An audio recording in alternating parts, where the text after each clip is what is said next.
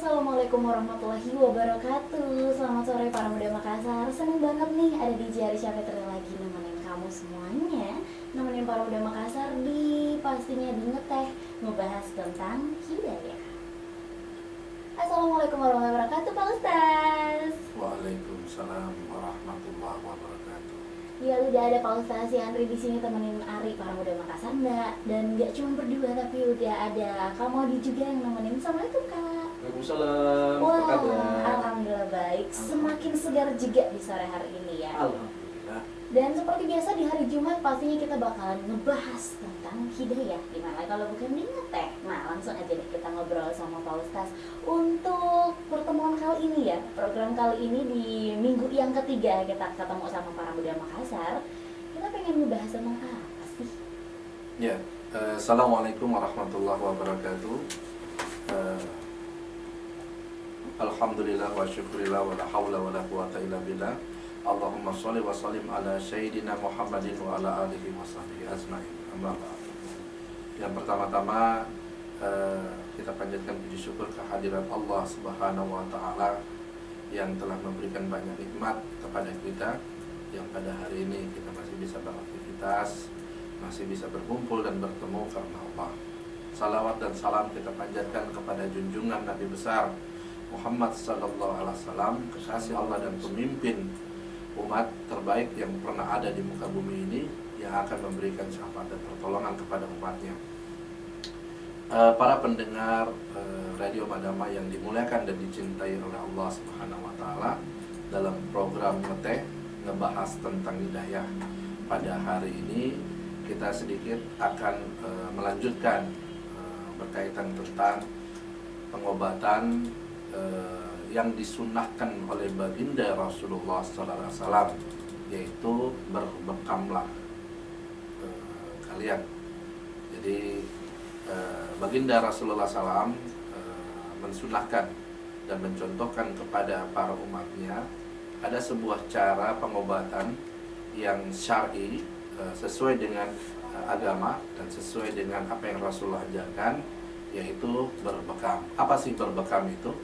Berbekam itu adalah pengobatan yang dilakukan dengan cara mengeluarkan darah kotor, darah hitam, darah yang penuh dengan hal-hal yang tidak baik bagi tubuh kita, dengan cara disedot dengan alat vakum. Ya. Jadi ada metode disayat pakai silet ya, dan ada juga ditindis pakai jarum pena. Setelah ditindis, jadi pertama kali itu metode caranya adalah disterilisasikan dulu dengan alkohol untuk supaya ada tetap higienis ya. Iya. Setelah itu baru ditindis atau disilet. Nah, setelah silet selesai, maka diberikan alat yang namanya kop. Kop ini nanti yang akan menarik lingkaran area yang sudah dialokasikan untuk keluarnya darah kotor tersebut.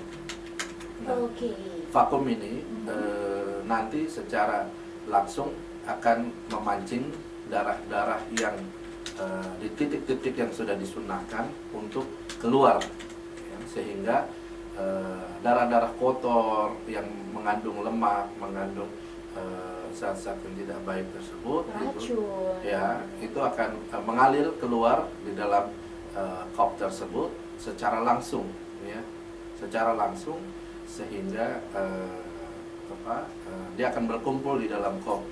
Setelah beberapa lama, maka nanti akan dikeluarkan anginnya dan kopnya akan dilepas dan darahnya nanti akan disedot. Nah, ini kalau boleh dipotong ya Pak Ustaz, ini kan mengenai fisik atau tubuh kita, apalagi untuk pengeluaran darah itu adalah hal-hal yang ada dalam tubuh kita. Ya. Untuk kategori orang yang melakukan bekam kepada kita, itu apakah harus ada sertifikat ataukah melewati treatment terlebih dahulu atau punya standarisasi dari untuk mengerjakan sebuah pasien, gitu, seorang pasien maksud saya? Terapisnya gitu. Terapisnya jelas adalah orang-orang yang memang setelah memenuhi standarisasi dan ikut training yang diadakan oleh perkumpulan bekam, ya, asosiasi bekam. Jadi tidak bisa sembarangan, Iya, tidak bisa sembarangan. Walaupun memang kita lihat banyak tempat-tempat tertentu orang-orang melakukan pelayanan terhadap bekam secara istilahnya dengan satu tempat yang tidak representatif, lingkungan yang tidak representatif, dan terapis yang mungkin kita juga kurang memahami, gitu loh. Makanya yang dianjurkan adalah berbekam di tempat-tempat yang memang bisa menjamin. Contoh kayak klinik yang memang dibuka oleh Yayasan Cinta Sedekah Nusantara, klinik syar'i dan natural yang berada di Jalan Gunung Latimojong dekat Masjid Raya, di depan Masjid Raya ini adalah klinik yang memang dilakukan oleh terapis yang mempunyai sertifikasi dan lulus tes dari asosiasi bekam yang memang memiliki standarisasi untuk para terapis-terapis untuk melakukan pengobatan secara berbekam yang disunahkan oleh baginda Rasulullah. Oke, berarti harus ada lisensinya sendiri nih Pak Iya. Makassar. Karena Jadi nggak kalau boleh- tidak nanti Iya. bisa berbahaya. Ya Nah kan? itu dia, itu jangan sampai yang kita harapkan itu sembuh dari penyakitnya malah ada penyakit baru karena Betul. tidak higienis dan steril Betul, ya betul. Pak Ustaz.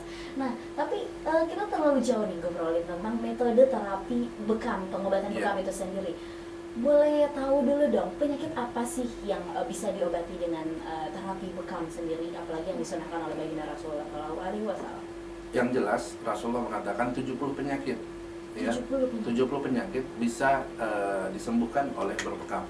Salah satunya adalah yang paling jelas itu yang berkaitan dengan darah kotor. Iya. Ya, apa saja yang darah kotor itu? Yang pertama adalah kolesterol, ya, yang orang karena cara makan yang tidak sehat, ya, yang membuat di dalam darah itu mengandung lemak-lemak yang tinggi sehingga terjadi penyumbatan, hipertensi, ya kan, Iya. darah tinggi jantung, ya, terus asam urat, ya, segala macam. Jadi banyak hal yang telah terbukti dengan berbekam ini bisa disembuhkan. Gitu. Oke, jadi untuk penyakitnya sendiri nih para muda Makassar, pastinya para muda Makassar udah ngerasa kalau tubuhnya nggak sehat itu langsung bisa ke bekam sendiri. Nah kalau misalnya rutinitas dari bekam itu sendiri Pak Ustaz, apakah boleh sebulan 2 kali? Karena ini menyangkut pengeluaran darah begitu dari tubuh kita sendiri. Yang Apa boleh jelas rutin, di gitu? dalam sunnahnya Rasulullah itu berbekam bisa dilakukan kapanpun, tetapi ada tanggal-tanggal yang Rasulullah sunahkan, Oh, yaitu tanggal 17, 19, 21.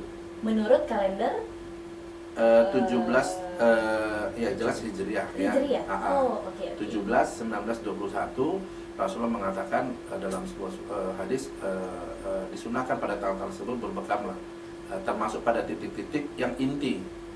Titik-titik yang inti itu berada di kepala. Oh, seperti itu. Karena kepala ini memang sangat sulit sekali ya, dan sensitif, itu yang menyebabkan orang kadang-kadang terjadinya stroke. Oke. Seperti itu. Jadi bekam itu sendiri nih para muda Makassar bukan hanya pengobatan tapi bisa juga sebagai pencegahan ya Pak Ustaz ya, sebelum jelas.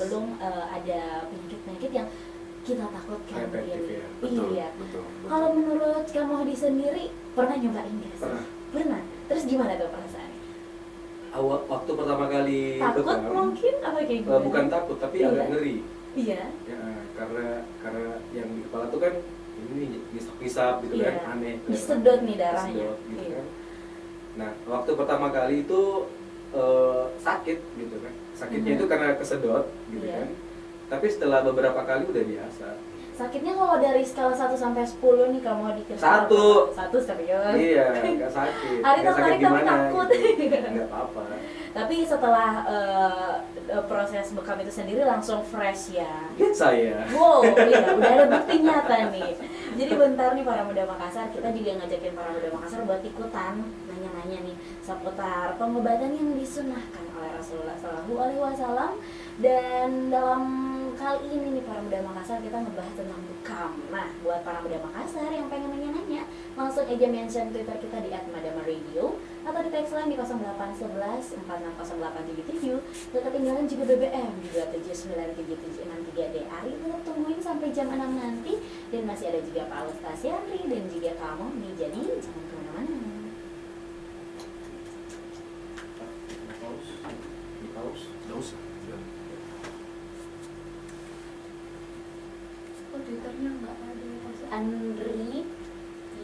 Iya. Andrie Iya. underscore Iya. ZR. Oke, udah deh.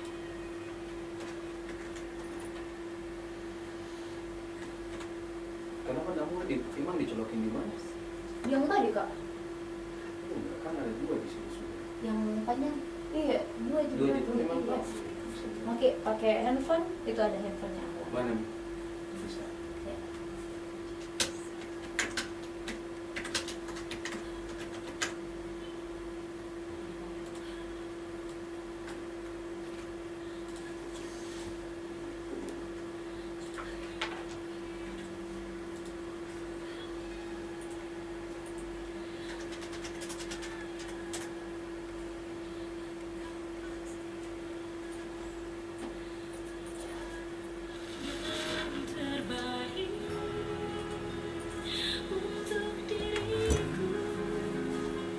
Nah, Freddy, yang diantang jalan apa?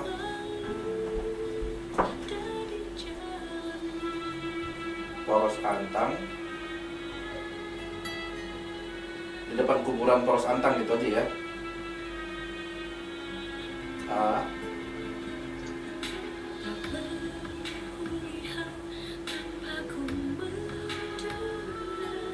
Nama jalannya nggak tahu, jalan Poros Antang aja ya. Oke, baik. Oke.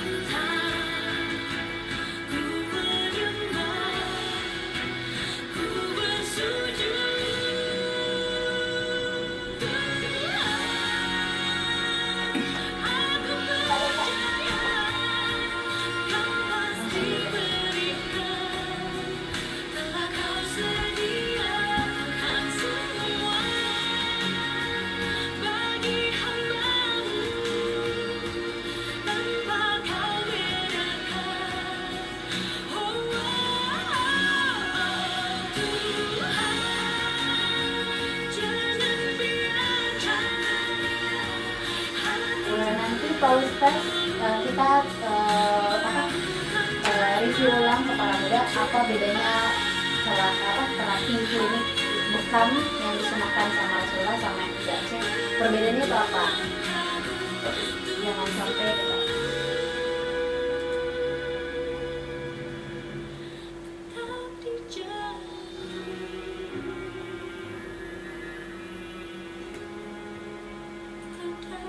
Air.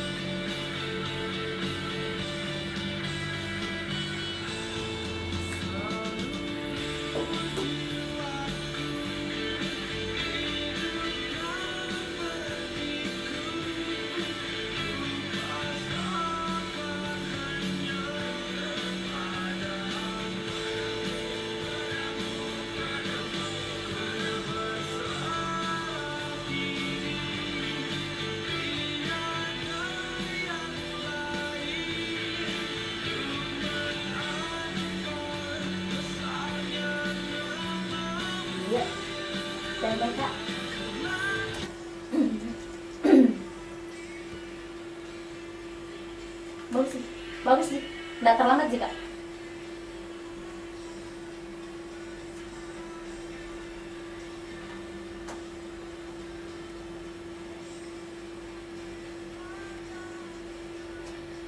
Itu dia lagu Cahaya Hati dari The Massive Para Muda Makassar. Semoga kalau didengerin nih itu tambah kangen lagi dengan Ramadan tahun depan. Semoga ketemu ya. Amin amin amin amin.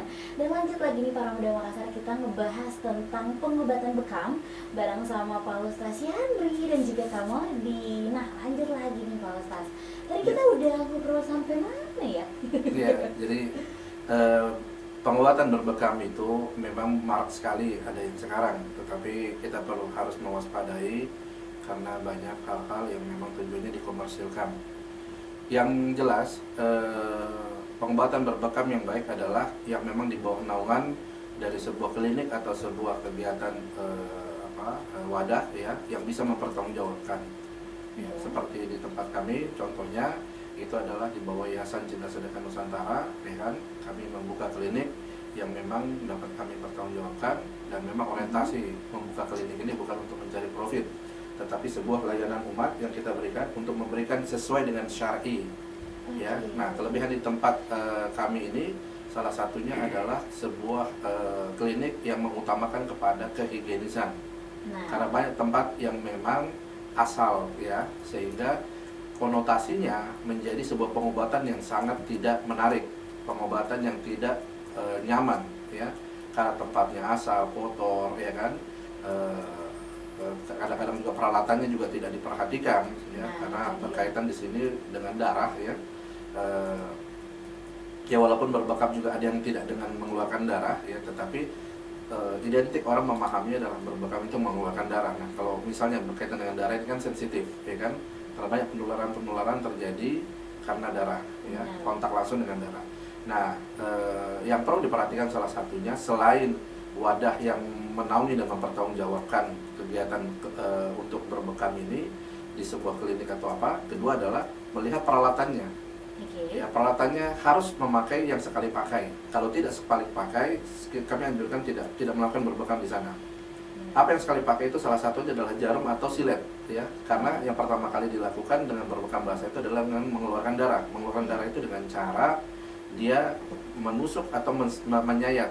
Nah, menusuk menyayat itu adalah menggunakan media suntik atau silet. Nah, silet ini betul-betul harus yang kita lihat sekali pakai, tidak boleh yang dibersihkan. Kedua, ada alat yang memang harus dimiliki oleh tempat berbekam, yaitu alat sterilisasi. Ya, jadi seluruh peralatan berbekam itu harus disterilkan dengan alat tersebut, karena alat ini memang tidak murah. Karena memang betul-betul kita harus menjaga agar pasien ini jangan terkontak dengan pasien yang sebelumnya. Nah, contoh dengan alat bekam kopi ini, itu kan memang posisinya itu dia akan dipakai berulang memang, karena tidak mungkin sekali pakai, karena alat pop itu mahal ya. Nah, dia memang dibenarkan untuk dibersihkan ya kan, dengan air, dengan cairan alkohol atau apa, tetapi tetap harus masuk peralatan sterilisasi. Kalau tidak masuk dengan peralatan sterilisasi, kami tidak menganjurkan untuk menggunakan atau melakukan pengobatan bekam di tempat tersebut. Iya, karena apa? Terjadi penularan. Iya, ya akan terjadi penularan. Dan yang ketiga, ya memang yang harus kita perhatikan adalah kenyamanan tempat ya. Jangan sampai berbekam di tempat umum ya kan, yang sering sekarang terjadi ya kan. Apalagi untuk perempuan atau akhwat itu sendiri oh harus ya jelas, tertutup betul. Jadi harus memang melihat tempat yang memang betul-betul nyaman dan sesuai dengan syar'i ya yang dilakukan. Yang laki-laki diobati untuk laki-laki, yang perempuan diobati untuk perempuan. Oh, berarti terapisnya itu sesuai dengan makanya ya, Pak Ustaz ya. Nah, ini udah ada pertanyaan nih dari Al Zaitun yang tadi dengerin ya. Katanya, Assalamualaikum Pak Ustaz, saya mau tanya nih, ada nggak sih bekam yang disunahkan bagi baginda Rasul untuk wanita, dan bagaimana caranya? Apakah sama dengan cara bekam untuk laki-laki, katanya gitu? Sama. Jadi Rasulullah SAW itu dalam sebuah hadis Bukhari Muslim itu menyarankan bahwa ada 3 sebenarnya sebab pengobatan ya kan, yaitu pertama itu adalah pengobatan dengan minum madu. Minum madu itu sebenarnya pengobatan yang disarankan. Jadi madu itu sebenarnya sunnah ya, meminum madu itu adalah sunnah yang dilakukan oleh Rasulullah. Apapun yang dilakukan Rasulullah itu adalah sunnah, itu masalahnya. Yang kedua adalah ya pengobatan berbekam sendiri, ya kan? Nah, pengobatan berbekam sendiri ini sebenarnya tujuannya adalah mengeluarkan darah-darah kotor yang kalau bahasa Arabnya itu namanya hijamah, ya. Hijamah. Bekam itu bahasa Melayu, ya. Oh. Bahasa Arab itu hijamah. Jadi dalam sunnahnya ini yang pertama kali sebenarnya yang dikejar adalah sunnahnya dulu. Nah, Karena Rasulullah melakukan, ya kan? Kan Rasulullah katakan barang siapa yang mencintaiku maka dia mencintai sunnahku. Barang siapa yang mencintai barang siapa mencintai sunnahku berarti mencintaiku, dan barang siapa yang mencintaiku berarti akan sama-sama masuk dalam surga Allah. Nah, kedua adalah nilai kesehatannya, ya kan gitu. Jadi kalau dikatakan bahwa perempuan bisa nggak, ini berlaku untuk wanita dan untuk laki-laki, tidak ada bedanya. dan perlakuan pada terapinya tuh sama nih, Sama, Pak? titik-titiknya Oh, pun oke. juga sama, ya kan. Jadi titik-titik dari kepala, titik-titik dari mulai leher, titik-titik sampai punggung, gitu. Itu semuanya sama. Oh, oke. Nah, itu untuk penyakit medis nih. Ya. Nah, kalau misalnya penyakit non medis dengan pengobatan bekam, Justru apakah? kenapa bekam itu biasanya digandeng dengan ruqyah? Oh ya. Karena Mhm. ya itulah setan itu atau jin itu masuk ke dalam tubuh kita itu berada di tempat-tempat darah kotor. Oke. Jadi kita beberapa kali melakukan ruqyah atau pengobatan. Pada saat kita lakukan itu dia susah sekali keluar, Nah, ya susah sekali keluar walam sebabnya karena mungkin terlalu lama atau apa. Tapi akhirnya kita lakukan dengan pengobatan berbekam. mhm. Itu. Nah, ternyata pada saat berbekam betul-betul akhirnya baru bisa keluar. Jadi memang metode ini kita biasanya gabung karena darah kotor itu adalah tempat nyaman istananya para jin di dalam tubuh Oke. kita. Boleh dibilang itu sudah sepaket ya, Iya. bekam dan ruqyah itu. Jadi Betul. ada pengobatan medis dan juga non medis nih. Betul. Nah, kalau Kak Mudi sendiri, boleh dong diingetin para muda Makassar karena kita udah nemuin nih satu tempat Iya. klinik praktek yang pengobatannya sesuai dengan syar'i dan juga sesuai dengan sunnah Rasulullah. Boleh diingetin ke para muda Ya, Makassar jadi di mana klinik kliniknya? CSN itu di Jalan Gunung Latimojong nomor 1, pas depannya Masjid Raya. Nah, di sudut tuh ya. Di situ. Nah, di situ Bagusnya di situ Mhm. bersih banget, dan wanita prianya itu beda, Dipisah. jadi ada kamar. Oke. Betul-betul sangat pas. Untuk buka prakteknya sendiri nih Kak, itu dari jam berapa sampai jam berapa? Untuk praktek klinik syar'i natural milik CSN ini Senin sampai Sabtu. Tapi sekarang kita sudah buka sampai Minggu karena memang banyak sekali sekarang pasien kita. Hampir satu hari itu lebih dari 20 orang. Wow. Ya. Nah, ya karena memang ya mohon maaf kami tidak melebihkan atau apapun. Mhm. Memang karena di sini kita mengutamakan kenyamanan, ya, kenyamanan dan kebersihan. Terus kedua yang perlu untuk jam 9 sampai tadinya jam 6. Iya. Tapi sekarang kita perpanjang menjadi jam 9 malam. Oke, berarti Eh, sampai Mbak Isya pun masih Iya, buka ya? masih Pak bisa. Ustaz, ya? Artinya untuk yang biasanya mengantor, Iya. yang mungkin karena dia tidak bisa tinggalkan pekerjaan, after office hour dia masih bisa untuk berbekam gitu loh. Dan yang penting yang perlu disampaikan kepada para pendengar Madama Radio bahwa klinik syar'i naturalnya CSN bukan untuk mencari untung. Mhm. Walaupun di dalam pengobatan di sini kita memang ada istilahnya infak, ya. Iya. Untuk berbekam itu 150.000 dan ruqyah 150.000.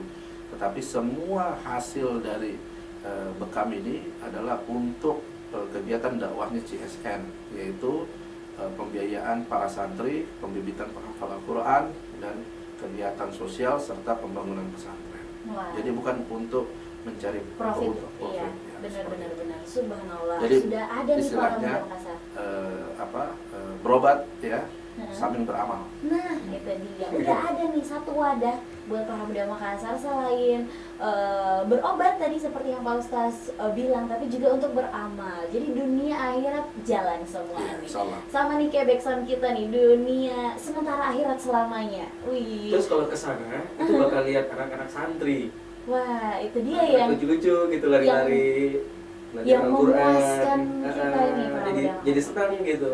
benar. Makanya para muda Makassar kalau pengen ke sana langsung aja ya ke Jalan Gunung Latimojong nomor Nomor satu. Nomor satu. Nah, jadi buat para muda Makassar, Ari masih nemenin para muda Makassar nih sampai jam 6. Bareng sama Pak Ustaz Yandri juga, bareng sama kamu juga. So, jangan kemana-mana, tetap aja di sini.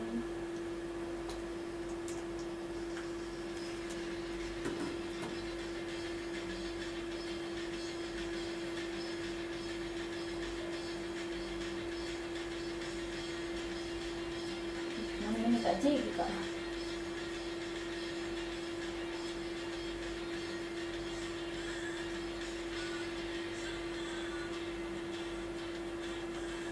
Bagus mie ininya Kak, apa? Bagus mie pendengarnya sama dia mah karena belum ditanya, belum kita broadcast mereka sudah bertanya duluan sih. Awalnya kan dulu kita biasa announce kalau ada acara kayak ini sekarang sudah ditanya kan. Jadi penetrasinya sudah mulai Iya, ya. benar. Makanya bagus sekali Kak kalau misalnya continue tuh, karena orang ternyata banyak nih PR-PR yang mau dengarkan.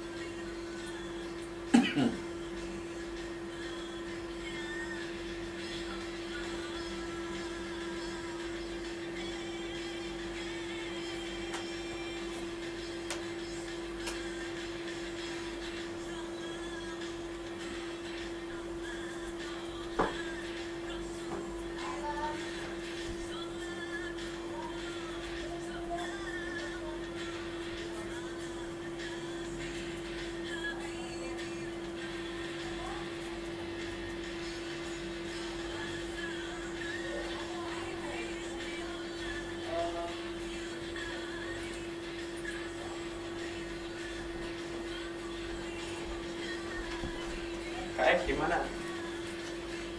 Yes. By the way, belum pemenang tuh Kak J tuh.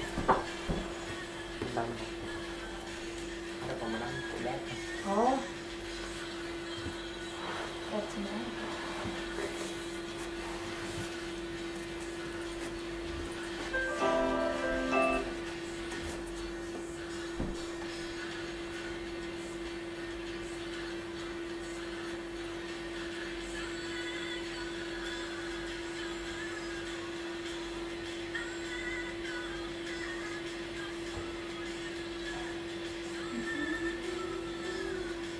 Ini pasti ada yang namanya selain mengobati 70 penyakit, manfaat bekam yang lain apa lagi?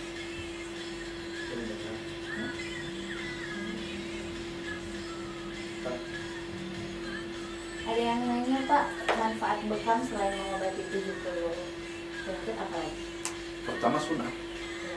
Ya, nanti kita akhir. Nah, sunnah tadi sudah dikatakan.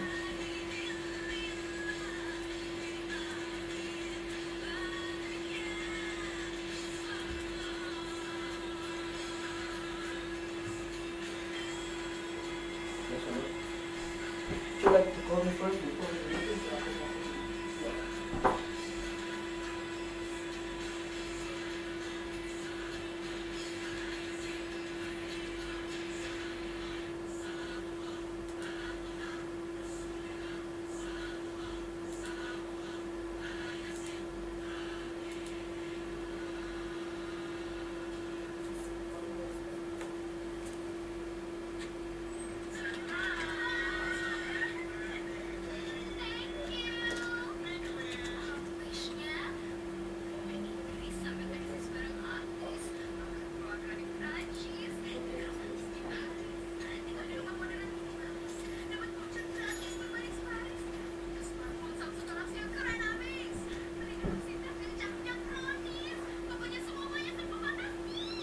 Apa itu ya?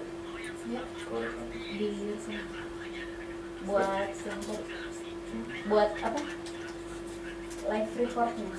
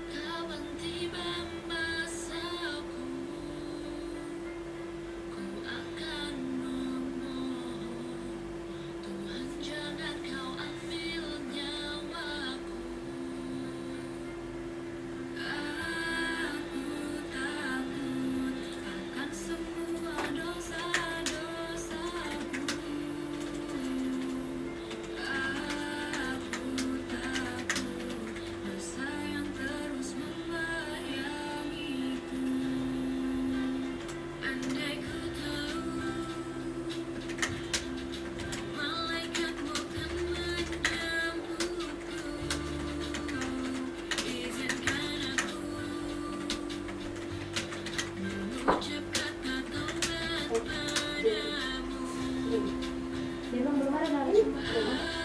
Oke kak.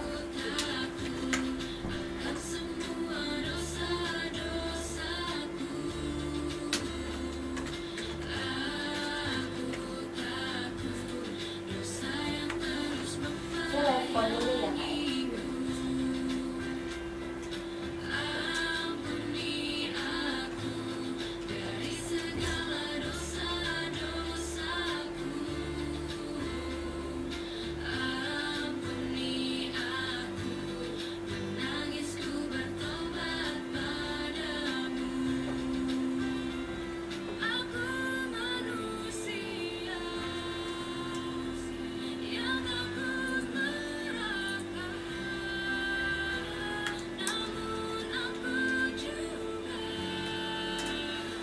Halo kak, gimana? Yes.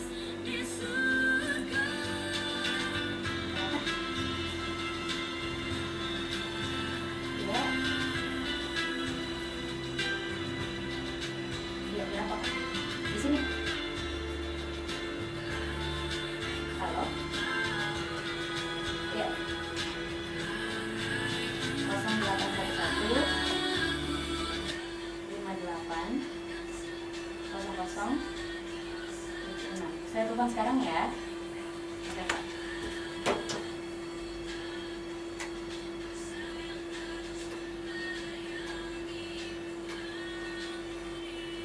Ada pulsa bukan? Ya. Ada pulsa. Doa sebenarnya dihandle sama Alan sih. Cuma ada beberapa problem yang mungkin bukan.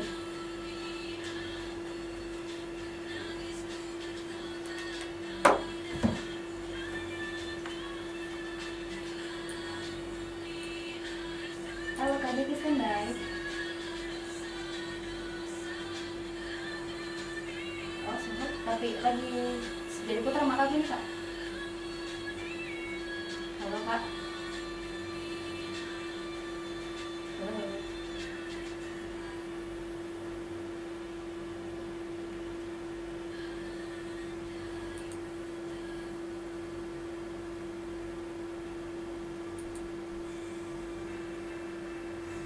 Halo Kak Diki.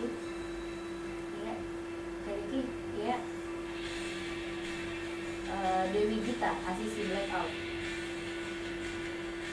Oh, tapi saya hold saja ya Kak ya. Kita potong di tengah aja ya. Kita potong di tengah aja. Tapi standby mungkin. Iya. Oh oke Kak. Oh berarti nggak bisa dipotong di tengah dong.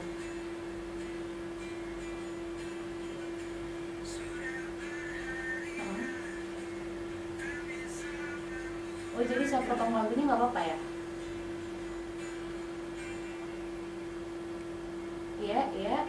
Potong di bumi. Oh oke Kak. Potong. Oke Kak. Iya sudah. Jadi saya standby ya 1 menit lagi ya. Hold saya nggak tutup ya. Make sure jaringan tak. Oke Kak.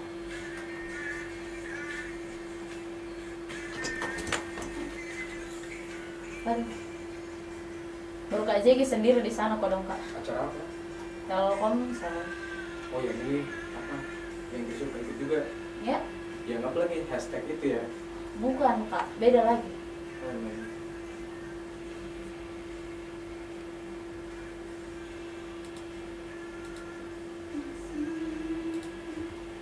On ground activation. Gak ngerti juga ini acara apa.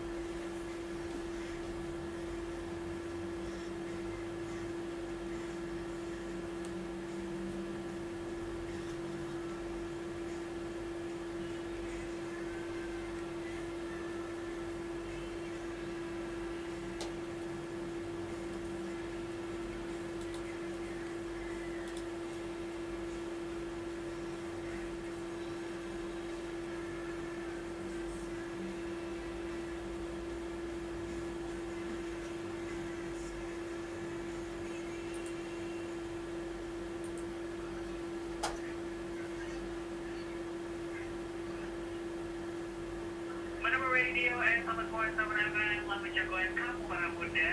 Hai, selamat hari Jumat ya, malam Sabtu. Berarti besok weekend ya para muda. Nah, nggak ada salahnya kalau weekend hari ini nih untuk weekend maksudnya para muda merasa kucing ya, jadi kamu semua pada ya.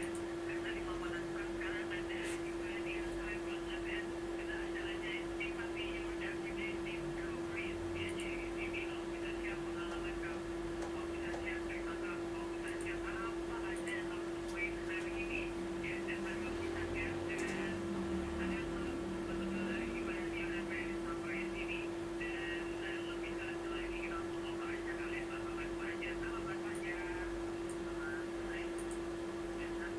Ada belum berteman di pet ya? Enggak. Nggak berteman? Bukannya sempat udah invite? Ya? Bukannya udah sempat di accept? Iya udah. Udah. Udah berteman? Iya. Apa namanya? Aryani Eka. Kok nggak ada? Oh belum di accept? Mungkin ya Pak Ustaz. Belum di accept. Tapi saya udah invite. Aryani Eka. Aryani spasi Eka.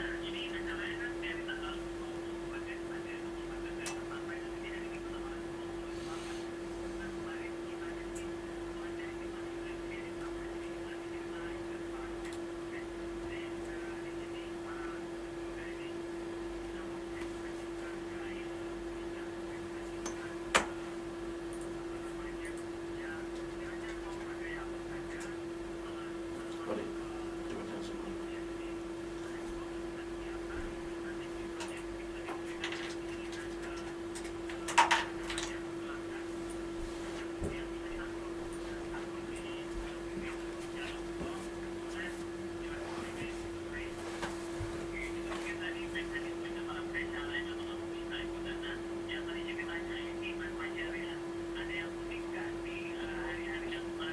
Lagi ya.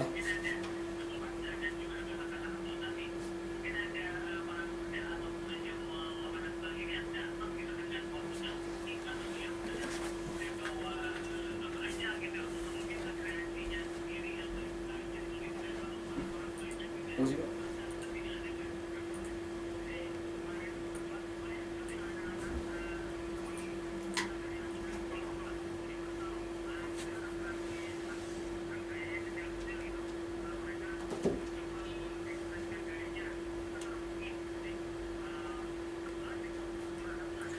Halo. Oh ya, baik. Saya coba lihat dulu. Siap. Oke, Pak Yanes. Makasih banyak. Saya lagi siaran. Nanti saya telepon Pak Yanes. Saya lagi siaran soalnya. Nanti saya telepon balik. Ya. Oke. Baik. Siap. Oke. Thank you Pak Yanes. Makasih banyak. Ya. Juga.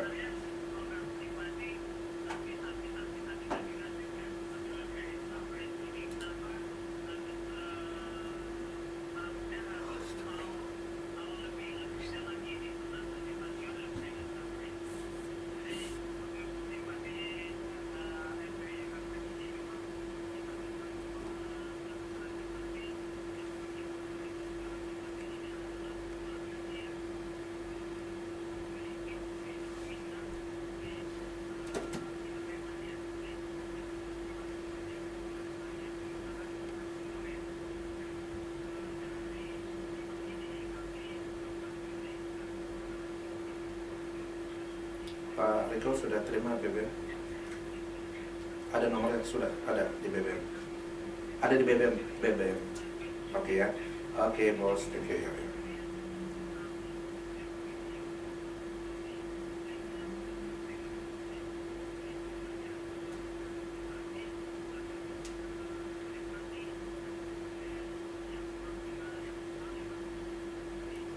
Ya Uma. Salam. Ya jam 8. Kapan? Oh. Pada tadi. Ya nanti ditelepon ambil dari siaran ya. Ya saya. Iya itu sih. Salam.